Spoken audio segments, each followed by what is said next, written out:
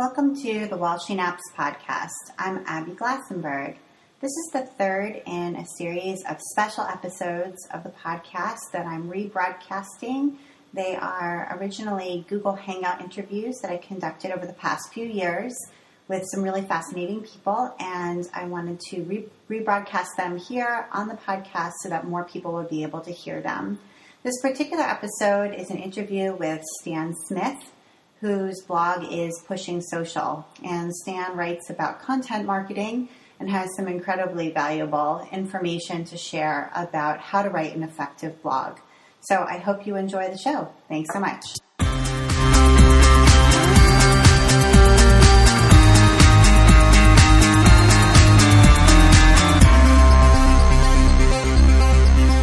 Hi, Stan. How you doing, Abby? I'm great. So thank you so much for talking with me about blogging today. Dan, on your blog, Pushing Social, you give such fantastic expert advice on how small businesses can blog effectively. And I've learned a tremendous amount from you about blogging, and I wanted to introduce your ideas to craft bloggers who may not be reading Pushing Social yet, because I think that so many of your ideas on smart blogging for small businesses can be applied to small crafty businesses as well. So let's start out with what Pushing Social is all about. Your tagline for Pushing Social is easy blogging for busy people. So what exactly do you mean by that? Well, I think that this is the core of what Pushing Social is all about. I think I have a couple of notions that I wanted to push against when I first started Pushing Social, which is blogging is hard. Okay, and I believe that blogging can actually be fairly simple, especially if you're blogging about something that you're passionate about, which is everybody in your audience. They're passionate about the crafts that they're doing, they're passionate about the art that they're creating. So if you're blogging about something that you're passionate about, it's actually easy. So that's why I said easy blogging. And I also wanted to prove that blogging something that could fit into the lives of busy people. Okay, so I think a lot of times when you read blogging advice out there, it's write a 2,000-word epic blog post, which I am the father of 3 boys. My life is extremely hectic. I have 20-minute snatches throughout my day. I'm sure a lot of your readers are very busy people, stay-at-home moms, guys who are moonlighting, doing their things that they love. So what is it that they could do that could actually fit into their already busy lives? So actually I'm taking the challenge of saying, how can I come up with things that are smart, practical, tested, and requires zero mental investment to make it happen, okay? Because that's where busy professionals are. We would be happy to drool about something all day long, but we just don't have the time. So I think that's why I said that it's easy blogging for busy people. And Abby, let me just kind of drill in on this, because I think this is a key lesson for your audience, is that your tagline positions you against everyone else, right? So if you read my tagline and you immediately say, you know what, I'm all in on easy blogging because everybody else makes it really damn hard, and I'm a busy person, then you're my type of reader. And you will be able to, and when you go look at another blog, you will see the difference between what I offer and what they offer. With your audience's blogs, they need to do the exact same thing. Position what they do and what they're proud of and what they offer against the alternatives. Do that, then you'll win with blogging. I totally appreciate that. In fact, I just went through the process of writing my own tagline. And I think it can really help you define your mission as well. So, what is your tagline? Well, we came up with "Let's Make Toys," which positions me as helping you in my expertise to help you to design and sew your own stuffed animals. That's great. Thank you. Okay, so you emphasize that bloggers should also position themselves as experts on the topics that they blog about. So why do you feel that expertise is so important? Yeah, and I've actually caught a lot of flack out there, because I call them the unicorn union. The people out there who say, listen, you shouldn't be aggressive, you shouldn't promote yourself, things like that. I think everybody who's read Pushing Social kind of knows how I feel about that. I'm all for moving forward, being as bold as you can. But you know what? To answer your question, though, I think that there is one major dilemma facing every modern consumer, which is, how do they make a choice? If you walk into Target or you walk into Walmart, you want to buy a toothbrush, you have 50 different things to pick from. There's 20 different types of peanut butter, right? So, right now, your life, especially when you go shopping, is about choice. And the reason why we don't like to take our kids shopping is because they want everything, and we're trying to pick one thing, right? So this is how we're solving these problems today. The consumer, we have two things that we do. We look to brands, right? Because a brand is, I'm going to pick the brand of peanut butter that I like, I've always used, and some way, somehow I feel comfortable with this brand. The second thing you have is experts, right? So when you're looking for a doctor, you ask your friends, which doctor should I use? And they tell you their recommendation from there. But we go with the doctor, or we go with a business coach or the career coach that has obvious expertise and experience. Okay, so to be blunt, bloggers do both very badly. We don't brand ourselves, and we bend over backwards to make sure everybody understands that we are no smarter than they are. Okay, and that's a big problem. Why? Because if I am trying to fix a problem, or I'm trying to market my business, this is a huge deal for me. I want to talk with someone who is confident enough that they can put me in the right direction. Every part of our life is based upon finding expert help. But when you go online, you're told that it's actually a good idea for you to tell your readers that you're not an expert. You're learning just like they are. Well, quite frankly, I don't want to talk to that person.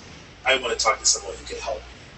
So if I'm trying to sew patterns and I'm trying to understand how to do it, how to market it, how to budget my time, and if you say to me, well, you know what, I know just about as much as you do, we'll learn this together, that doesn't give me a lot of confidence. And I'm not going to spend a lot of time on your blog, but if somebody else says, hey, you know what, I've gone through it, I can show you what I've done, I can give you practical tips that worked, and all of a sudden, you're the expert, and people feel comfortable. I think that is such an important aspect of building a blog, and sometimes that means that you have a more narrow focus, because frankly, none of us are experts at everything. So choosing maybe the one or two or even three things that you are an expert at, and then being an expert at those things, is probably a better recipe for success. Absolutely. Go ahead. On that point, really quickly, I'm sorry. Sure. It doesn't mean that you should be a jerk. I think that being arrogant means that you really don't know what you're talking about, that you're insisting that you do. Okay, so it does require some honest soul searching. But if you are actually very good at what you do, you're very good at what you do, Abby, there's nothing that says that you can't say you're an expert, position yourself as an expert, and deliver that service. I think that's a great message. So you also advise bloggers, and I think this is also terrific, to fully describe a reader, and then to take that reader and envision them specifically. Think about their day and how your blog fits into their day. So you're really just taking a reader and envisioning them, thinking about where they wake up, what they do during the day, what their to-do list looks like, and then how they come into contact with your blog. And then once you've envisioned that reader fully, to when you sit down to write a blog post, to write to that reader in specific, and not necessarily to sit down and write to an audience or sit down and write on a particular topic, but to really write to that one person, that one reader. So why do you think that that's so important, and how does it change a person's blog when they start to write to that one very specifically described reader?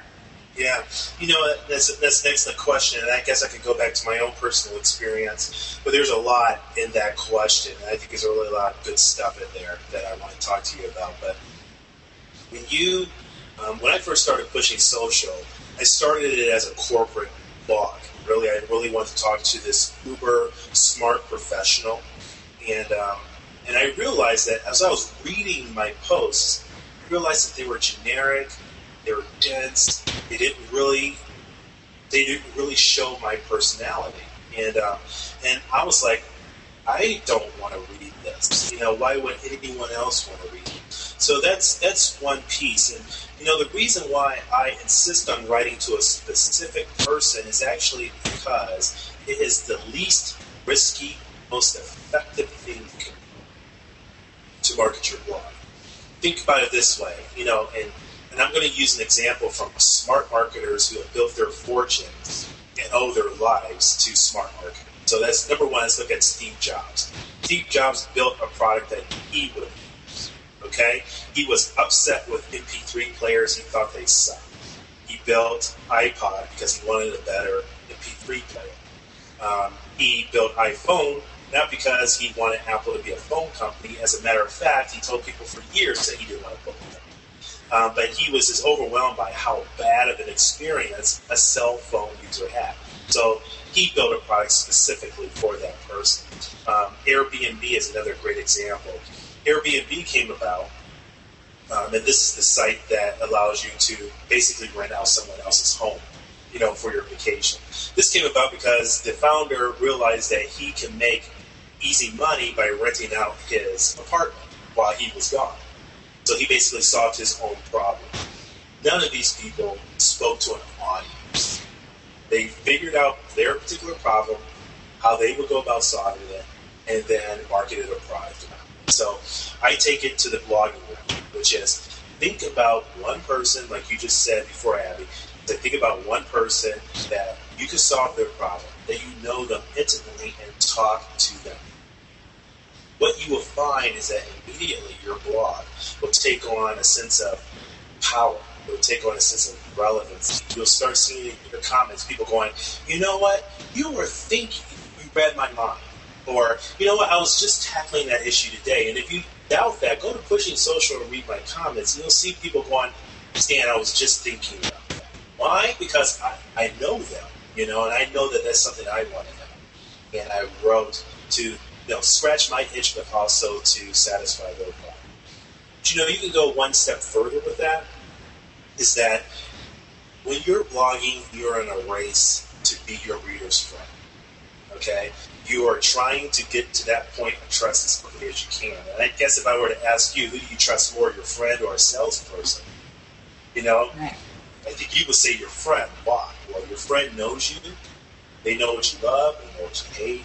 And you know that they say you should buy this brand of peanut butter that you will take their point of view. While a salesperson, you're just a number.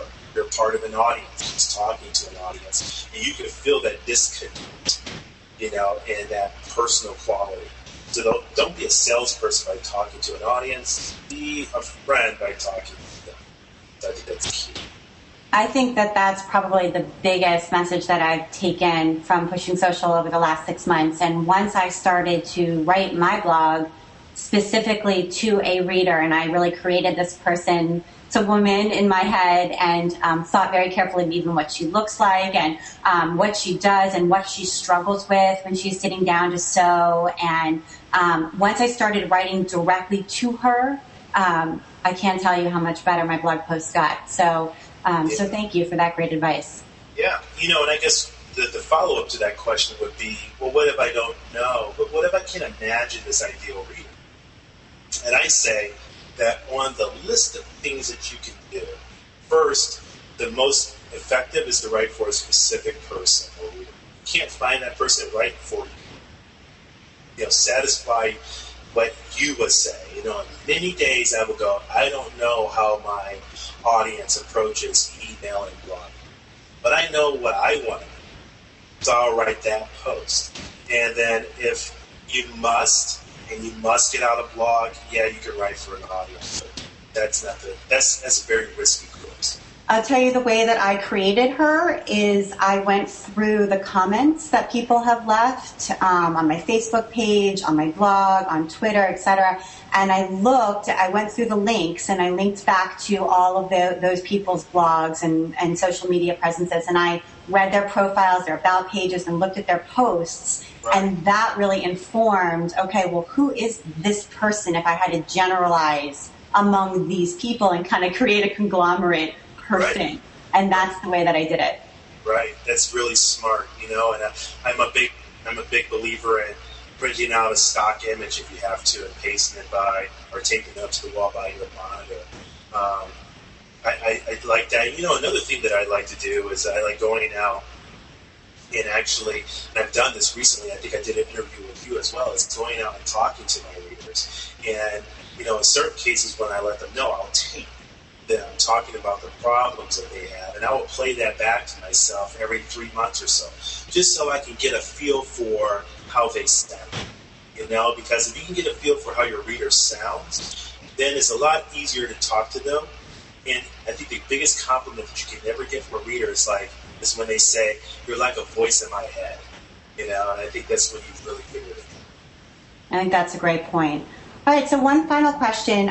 So there are so many social media outlets available now, and it's hard to know the best way to promote your blog posts without kind of overdoing it. So you want to get the word out, but at the same time, you don't want to, be annoying and overbearing with the number of times that you are linking back to your own posts, for example. So you advise promoting with integrity. So can you tell me more about that and how to do it? This is actually a huge piece I've been thinking about. And I guess I've been on somewhat of a mission to getting great people, giving them the confidence to promote themselves with integrity. And, even in your question, there's kind of two ways of dealing with this issue. One is the tactics or the techniques of promoting yourself. So should you send an email promoting your product or your blog or your post? Should you send that out once a week or 5 days a week? Those are the tactical issues, and that you could go back and forth about what is the best tactical way of going about promoting yourself. But what I think about is actually much more, I think, important, which is this. If you genuinely believe that you're helping another human being, okay? And it doesn't matter if you're helping them entertain themselves with a craft or if you're helping them get a better view of their relationships or relate to their children better or even, having them save money on their next car purchase. If you're genuinely helping another person, then if you are not promoting yourself, shame on you. Okay? What makes you think that you're doing anyone any good by hiding your light under a bushel? Okay? If you're genuinely helping someone, then you will want to go out there and do it. Think about it this way.